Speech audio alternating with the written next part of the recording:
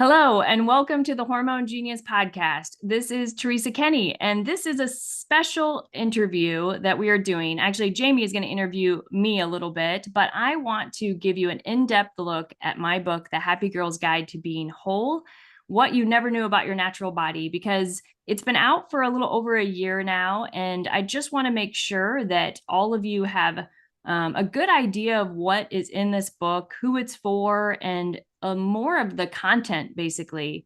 So this is kind of like a interview, like you would if someone wrote a book and you got on a podcast and you wanted to kind of promote your book. But Jamie's going to be the one interviewing me today. So thank you. Yeah. Well, you're welcome, Teresa. And for those of you who listen to every episode, because we do have listeners like that, which we love you so much, you likely heard at the very beginning of this season us talk a little bit about our special projects. And we did dig into her book. But again, this episode, we're going to dig in a little bit more. So, Teresa, first things first, let's share with our listeners like big picture. And again, we kind of talked about this early in the season, but who is this book written for? Yeah. And then we'll kind of work through like maybe some of the chapters and the reasons you wrote the book and kind of some of your favorite parts of the book and that kind of thing.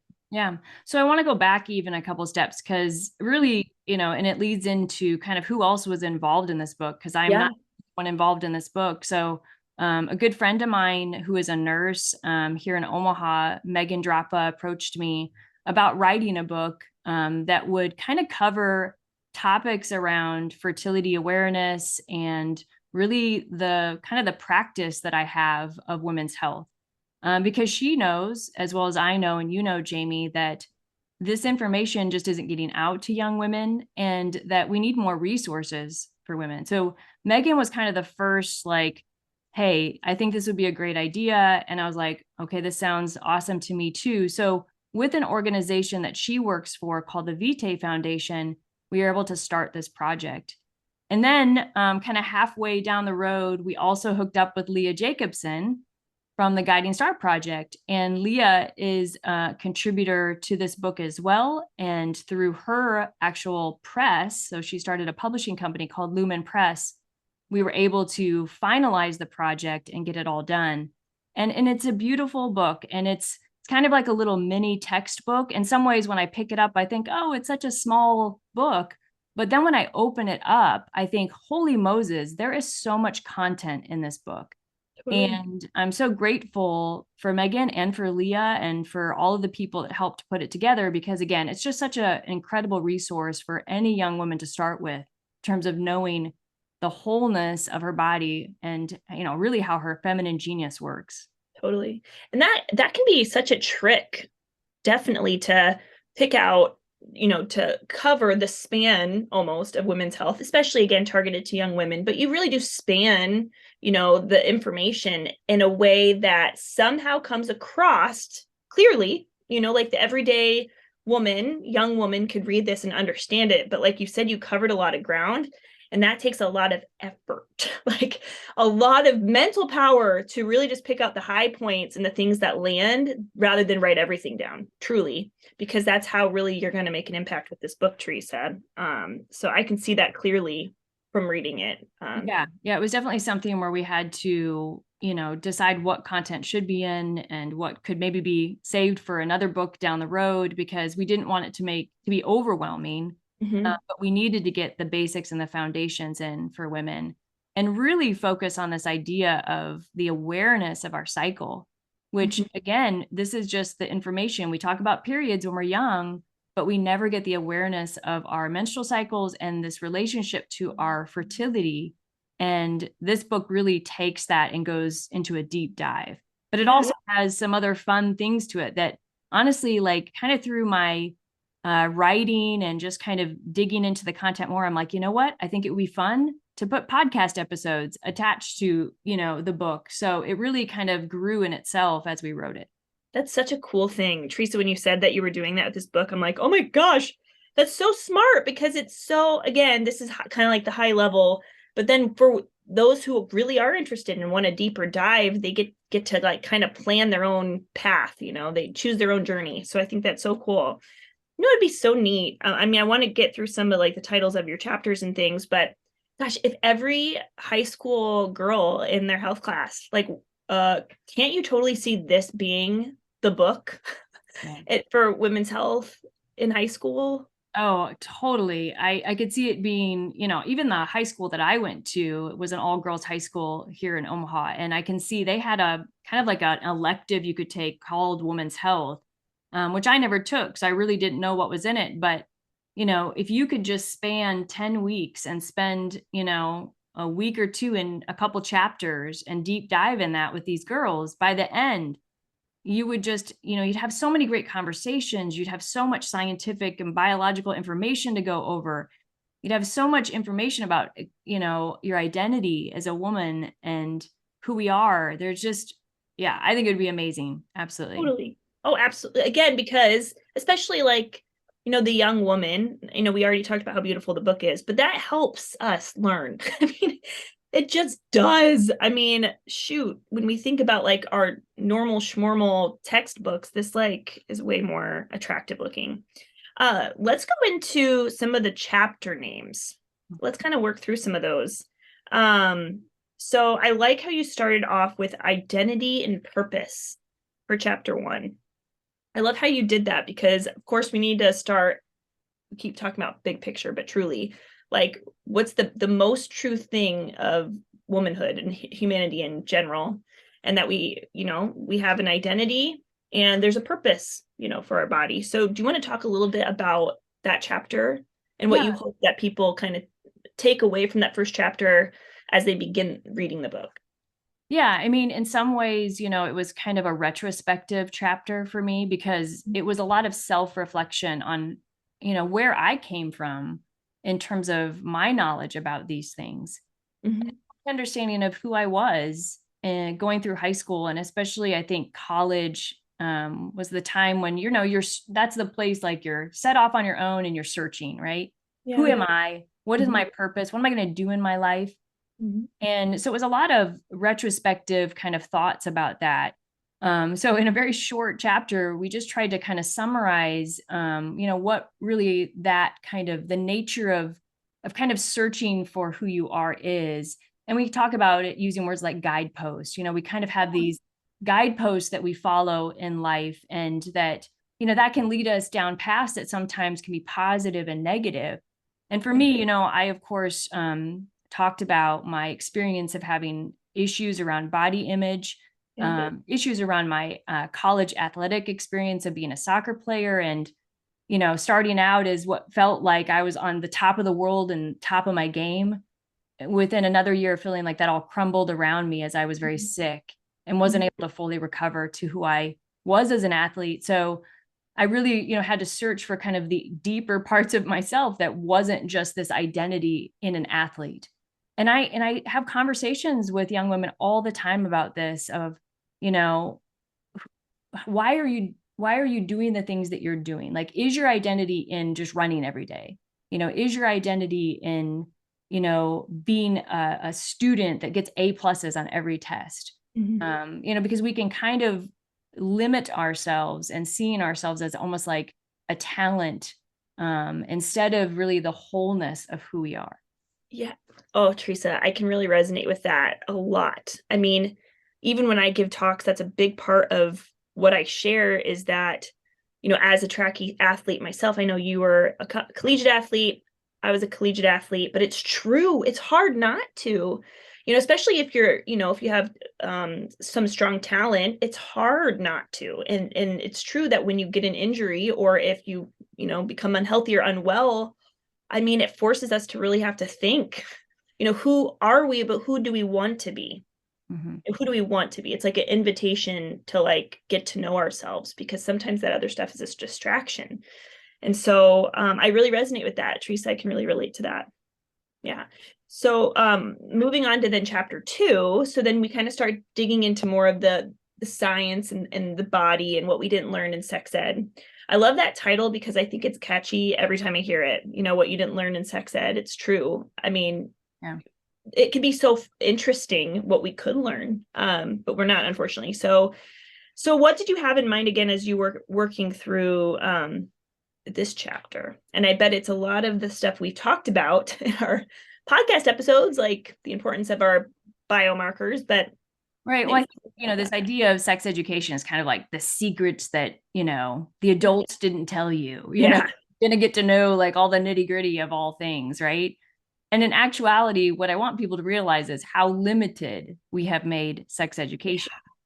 And again, if you limit it to kind of just risk mitigation, which I, refer to it often as, it is missing out just such important details to, the biology of who we are and what purpose that has for us. And that can have to do with our sexuality, but it doesn't just have to do with our sexuality. It has to do with our, behaviors. It has to do with our relationships. It has to do with our health. And so the starting point is like, what did you miss? And we missed a lot. Yeah, definitely. What's been the most, I mean, it's kind of hard because I didn't prepare you for this question, but can you remember a story of something that really surprised you when you met with a patient? Like, what, you didn't know that? Like one of those. Like, what are some common, like a common story of just something that seems like everyone should know it and they don't? Yeah, I mean, I think the most common, I can think of one particular patient who came to see me in her mid 30s, wanting to finally achieve pregnancy after being on birth control for a very long time. And of course, when women are on birth control, the problem can become just a lack of awareness of the own natural fertility that they have, because of course their fertility has been suppressed by the birth control. But I remember this particular woman had no idea about what ovulation was. She had no idea what the cervical mucus was, and again, this is someone close to 35 and beyond. And just feeling like, wow, that is just amazing. Like, you can go so long without knowing just these super basic things, like how do you become pregnant, And I think what really hit me is when she did get off birth control, she said, I actually didn't know I had a maternal sense until I came off of it. And it made me realize again, who we are is so much about our hormones and how it kind of like makes us feel. Hormones make us feel, right? And she was different when she was on birth control and different off of it, and she was aware of that. And just this like, oh my gosh, the desire to have children kind of came about from her, just this recognizing being off of it. So I don't know, it just, I think I'm always just amazed that again, women just were not given the information, and when they hear about it and when they're like, oh my gosh, how did I not know this, they're also kind of shocked by their lack of knowledge about their own body. I think that's what's so empowering about this book, Teresa, is it is truly, it's an invitation for these women who don't know how their natural body works. And not only that they're unaware of how their body works, but like you just said, they don't know themselves, that part of themselves, to think, oh, for the example you used, that this woman does have, maybe a maternal nurturing sense about her. She never knew that. Well, go figure, like, what were the other things? What are the other things that we're missing?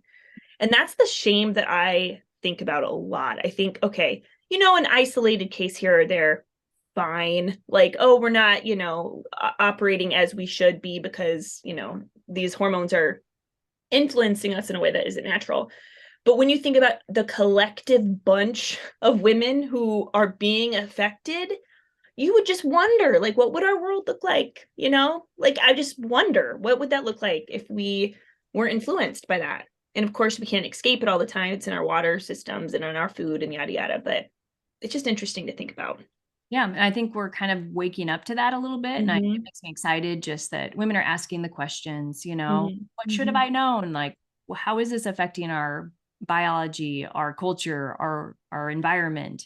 And it's good to ask those questions. And again, this isn't to say that anyone on birth control is, doing the wrong thing. But what I want for every woman is to have this foundation of knowledge before they make any decisions about their health and relationship to hormones, because that is how informed consent works. Like, you deserve to kind of know everything. And then you're like, yeah, this is what is best for me at this time in my life. This is what's best for me. And I want women to go into that with that knowledge. Absolutely. No, I love that. And also too, like as going through this book, I love how, they give, the anatomical pictures, but they do a good job. It's almost like not cartoony in a kid kind of way, but like a graphic that gives you the info, but it doesn't make you want to like, close your eyes or puke or you know what I'm saying? Well, Does a great job. Sarah Ward was the graphic designer. She did a great job just on making it very elegant. Yes, I love that. I love that. Kind of going into that, I want us to talk a little bit about the seasons. We haven't really spent a ton of time really relating that to our cycle to the seasons, and I thought it could be a cool opportunity to do that, Teresa. But you kind of work through, our menstrual phase being winter, our follicular phase being spring, ovulation being summer, and then luteal being fall. So, however much you want to share, but kind of explain to our listeners what they would learn by going through this part of the book. Yeah, I think to me, it's kind of like you've learned something and then you need it to stick. Yeah. So you give it a metaphor. And Jamie, again, you're so great at metaphors, but this is one that's kind of used a lot. And it makes sense, that we have seasons and that our menstrual cycle is like a season of a year, basically overall. The winter part is supposed to be the menstrual phase. You're sloughing off the lining. Again, winter we think of as cold, kind of wet, maybe. There's a dryness to it even too. And there might be some uncomfortableness to it too in winter. So, and then as we move into spring, there's an awareness that there's a new life, a sense of something beginning again. And that's what the follicular phase, the starting the follicular phase is the sense that something is coming. And I think that's so beautiful to think about. And we're in spring right now and everything is so perfect. Today might be the most perfect spring day in Omaha, Nebraska. And so that's what that has to do with, is just the sense that the body is preparing. And during that time, there's going to be an increase in wetness, so the rains will come. And as we move into the rains, then we move into summer, which is a shorter period of time. But it is, a time when with the spring, of course, you're releasing a lot of this cervical mucus, and all of a sudden there comes this point and the heat comes and you release this egg, and then you go to dryness again. And then after that short period of summer and ovulation, you move into fall. And fall is just this preparing time, right? We gather in all the vegetables and we prepare to basically store for the winter. And that's what the body does in preparation for new life. So it makes kind of complete sense. There's probably a little bit you could say is not perfect there, but it's just an easy way to kind of remember the phases of the menstrual cycle. I love that. And I never thought myself really about, oh yeah, it's rainy. Like that's a good point, but again, but that is like a flourishing rain. And so again, like relating that to cervical fluid. And I remember this was maybe a year ago, maybe longer, Teresa, when you said something like Twitter-pated. I'm like, Twitter what? Twitter-pated? And you're like, Twitter-pated, like from Bambi. I'm like, what do you mean? And it's like this sense of like wanting to, come out of the winter because the sun is shining and the spring is coming and you're looking, for, love essentially. And so who was it? Like the owl was, or who was it? Thumper? Yeah. It's the little skunk basically. Skunk. Twitter-pated, but yeah. Oh, that's right. Yeah. That's so cute. I even put that in the coach training. Like we teach as hormone coaches, we teach our clients. I put that word in there because of our conversation. It's just funny. Twitter-pated. Yeah. We need to do something with that word. But anyway, I love that. Twitter-pated. Well, cool. I love that. Okay. So kind of moving on from that, again, ladies, if you haven't gotten this book yet, so again, this book is for, yes, the young woman in high school. But as Teresa said earlier, there are women, and there is no shame. There's no shame. There are women who, again, don't know much about their cycle at all. And now you're looking to learn, which might be why you're listening to this podcast. So we applaud you in that. If you don't have the book and you would rate your hormone IQ or your fertility IQ at less than a 5 on a scale of 1 to 10, get the book. There's no shame. Just, I know for me, when I learn, it needs to be high, like, again, high level, so I can see every part of it and how it fits together. That's what this does. That's what this does. And it would probably make our episodes make a lot more sense if some of this was understood before even listening. Not that you have to. So women who are not aware of their cycle, their hormone IQ is less than 5. This is, I mean, or above, as well, obviously anyone, but then also women who are looking to ditch the pill, because you're going to get to know your body in a whole new way. So while this book was written, again, with the audience of like the young woman in mind, high school to college woman, it doesn't mean that this book won't resonate and be like life-changing for you in terms of understanding the high level, big picture stuff. So I wanted to make sure I said that, Teresa. Yeah, I have a lot of moms that have grabbed the book wanting to make sure they understood the information, because they have like 13-year-old daughters or 12-year-old daughters, and they want to be informed because they don't want to seem like they don't know these things when teaching it to their daughters or having conversations. So, it really is for all ages. I remember a woman came and saw me as a patient, but she had picked up my book and I didn't realize it. And she came into the appointment and she just looked at me and she's like, "Teresa, I got your book." And I was like, "Oh," I'm like, "That's great." And she's like, "Teresa, I cried for 2 hours after I read it." And I thought, wow, I'm like, I didn't know it was a sad book, But she was someone who, again, older, I think around her 30 years, and had just never been told any of this. And she had been struggling with her health for so long. And she just felt validated to realize that this is all truth of her body that she didn't know. And it made her health issues make sense to her. And so I felt very grateful for hearing that.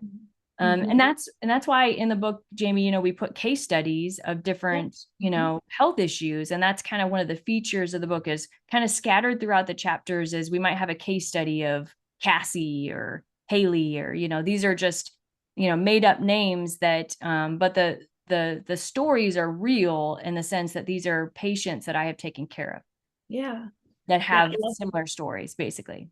Yeah, totally.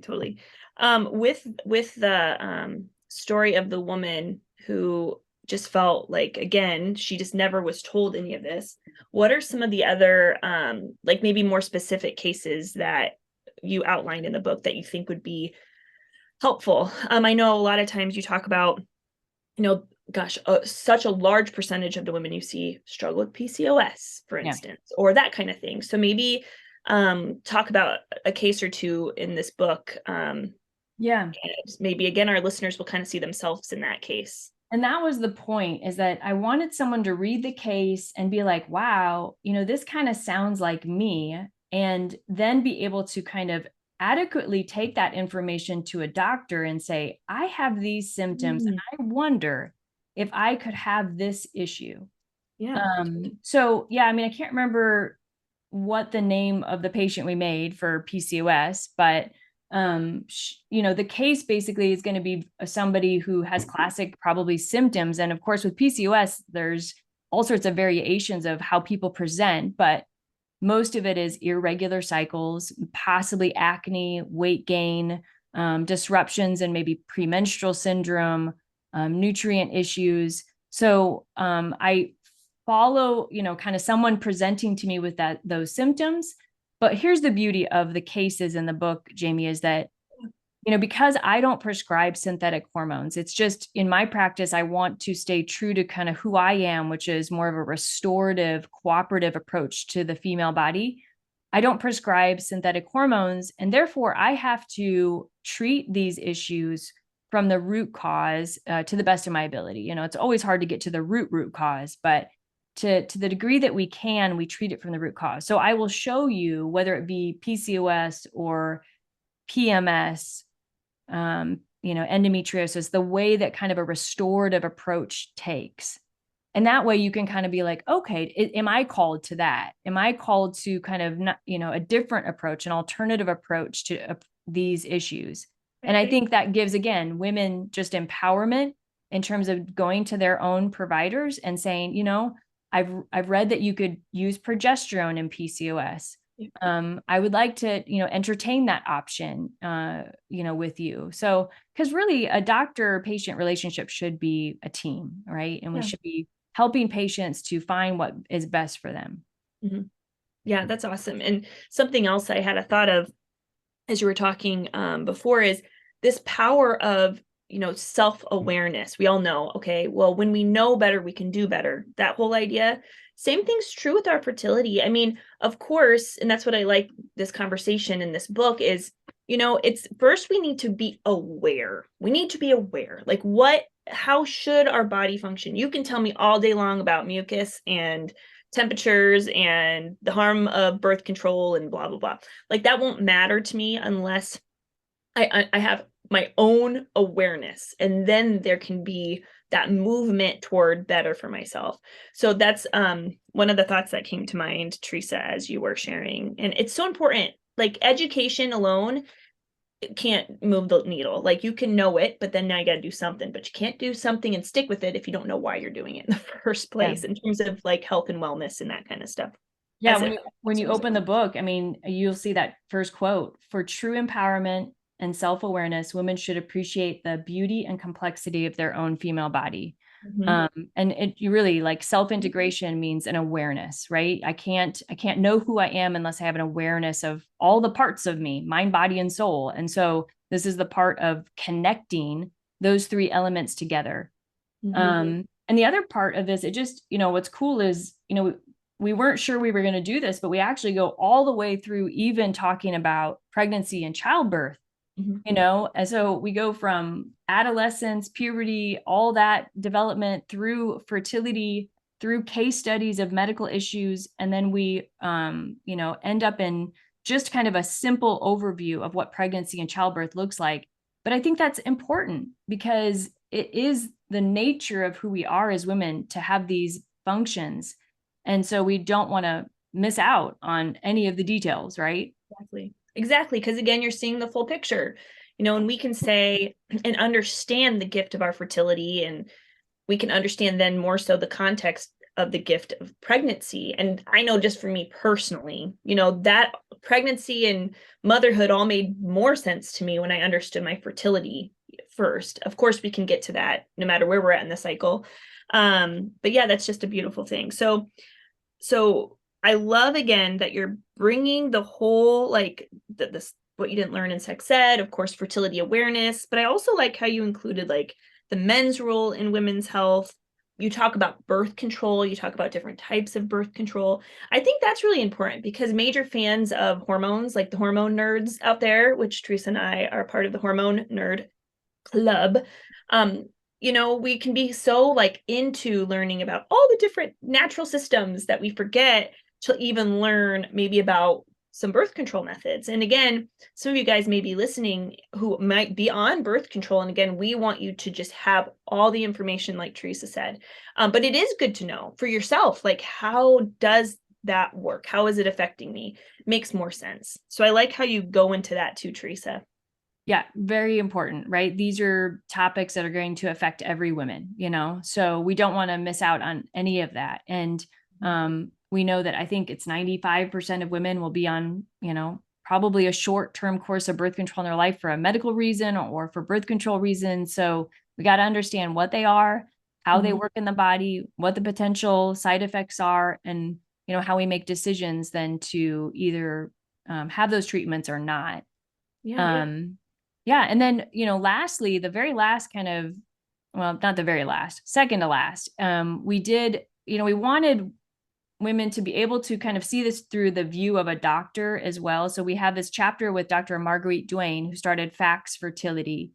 And it's great too, because, there might be doctors out there who kind of are interested in fertility awareness, but don't know where to start. And it gives her story of how she learned being a doctor about fertility awareness and had no previous knowledge of it. And then also just how she grew this whole organization to help other doctors be trained in fertility awareness. Because of course, as patients, we have to have the physicians who know this stuff, right, be able to get the care that we deserve in this area. And so there's a nice chapter with an interview with Dr. Duane. And I think that's, it adds just an extra little bonus section basically to learn. I love that. And even too, for those of you who are wanting to dig even more into this, we have a course, the Hormone Genius mini course, where, there's different modules where we talk about, 5 questions to be sure you're asking your doctor, or 5 ways to, understand if you have low progesterone and that kind of thing too. So depending on the style of learner you are, this would make a great companion to that course. Actually, Teresa, this would make an amazing companion to our course. So good. So good. Well, okay, Teresa, as we wrap up here, how do you want to end this? What do you want to share with our listeners here? Yeah, I think what I'd like to do is just read one paragraph as an intro to the book, because I think it summarizes just kind of the passion and the heart of the book. So we'll just do that and we'll close it all up and tell them where they can get it. So there is a new feminism emerging, one that views females and their natural biology as healthy, whole, and good.